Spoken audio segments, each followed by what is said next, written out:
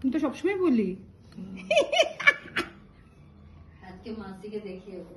হ্যাঁ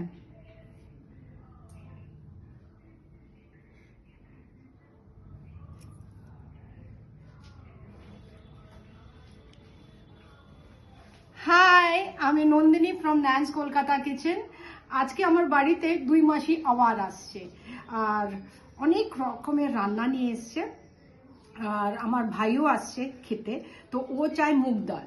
তো মুগ ডাল আমি কাঁচা মুগ ডাল বানিয়েছি, তার সঙ্গে আমি একটু ঘি দিয়ে দেবো।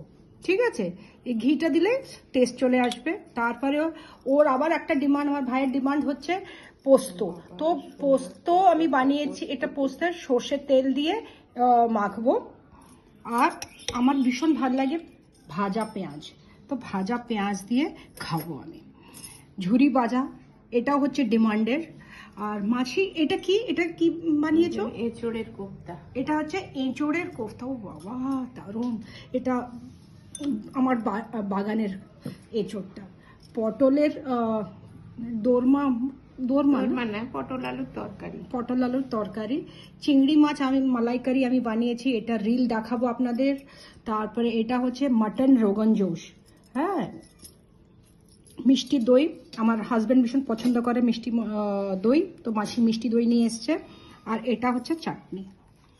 এবার পোস্তটা খেয়ে বলি কেমন হয়েছে। একটা বাইট তো খেতেই হবে।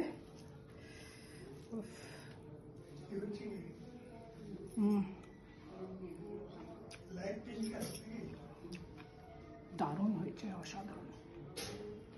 কি খাবো কি না খাবো কিছুই বুঝতে পারছি না, কি টেস্ট আপনাদের দেখাবো। আর ভাজা মাছও আছে।